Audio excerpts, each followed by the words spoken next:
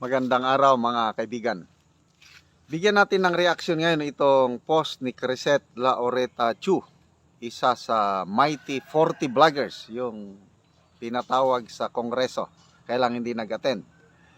Ito, yung kanyang post, 11 hours ago, pag-post niya, sabi niya, content of my excuse letter to House of Representatives that Dan Fernandez didn't read on air.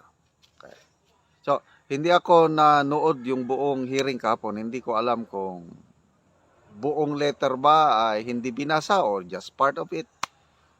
Basta ito, hindi binasa ni Congressman Fernandez itong buong letter ni Crisette Laureta Chu. Kaya ibasa ko sa iyo, i-share ko sa inyo dahil napaka-insightful o malaman itong excuse letter ni Crisette Laureta Chu.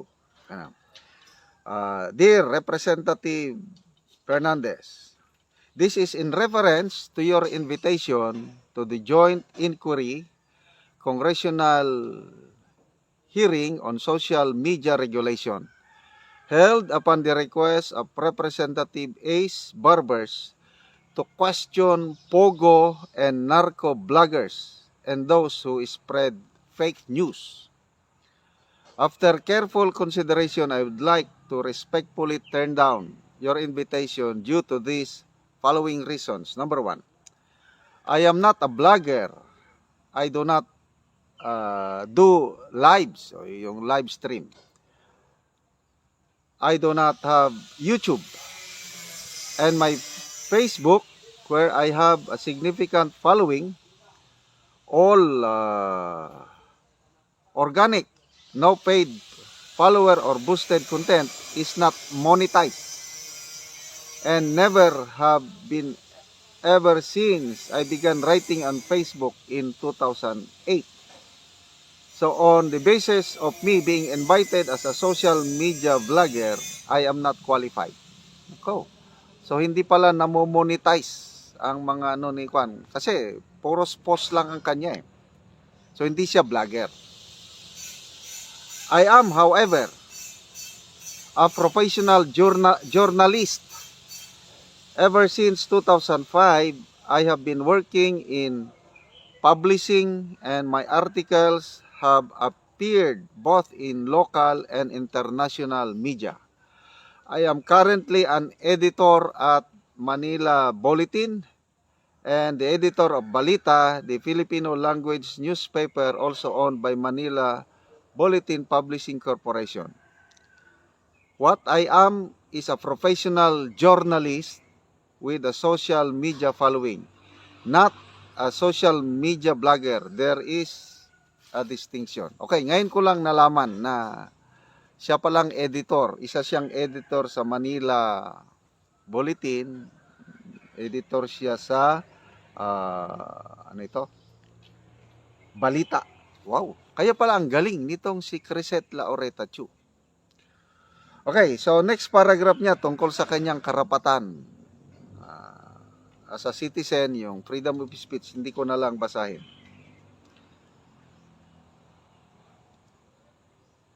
Kaya punta tayo doon sa kay Congressman Barbers.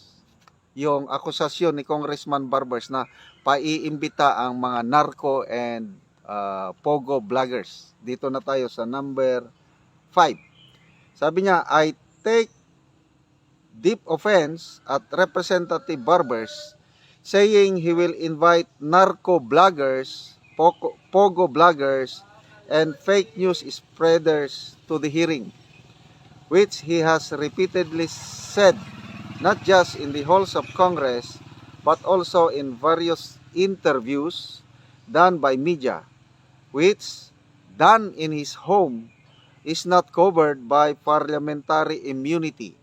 He has pre-accused those who are invited now as narco and Pogo bloggers. I would like, ito na yung challenge, ito na yung talagang palaban din itong si Crisette Laureta Chu katulad ni Joey De Vibre. Okay, sabi niya, hamon, I would like to ask Representative Ace Barbers if he has proof that I am any of those, because why I am invited to a hearing to regulate these kinds of bloggers. The burden of proof is with the Congress. In this regard, ito na, another move. In this regard, we may petition the court for habeas data, parang habeas corpus, ito naman habeas data, so that the Congress will be compelled to release any document to show that we're suddenly accused as narco and pogo bloggers. So, plano pa lang ito, kailan sinabi niya, we may petition the court for habeas data.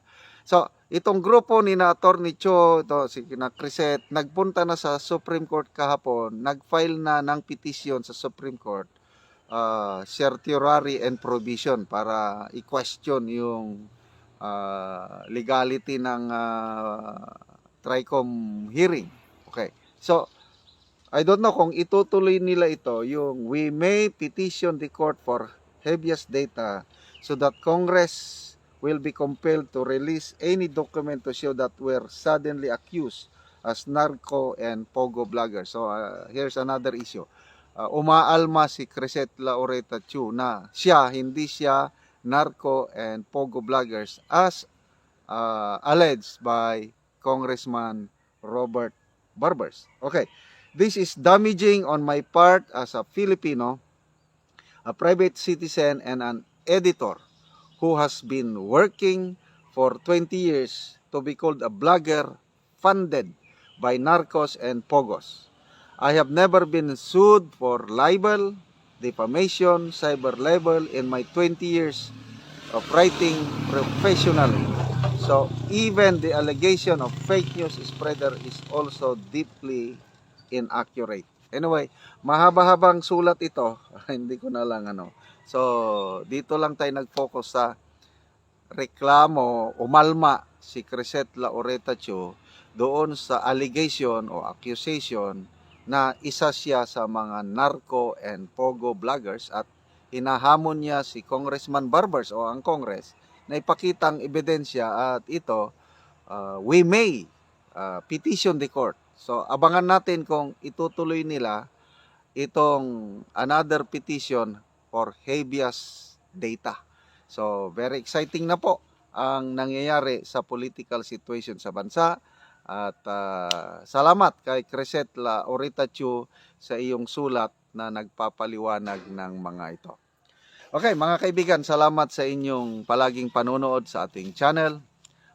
Nagkakaroon tayo ng income dahil sa inyong panonood at ginagamit natin ito pagtulong sa mga tribong talaandig sa Bukidnon.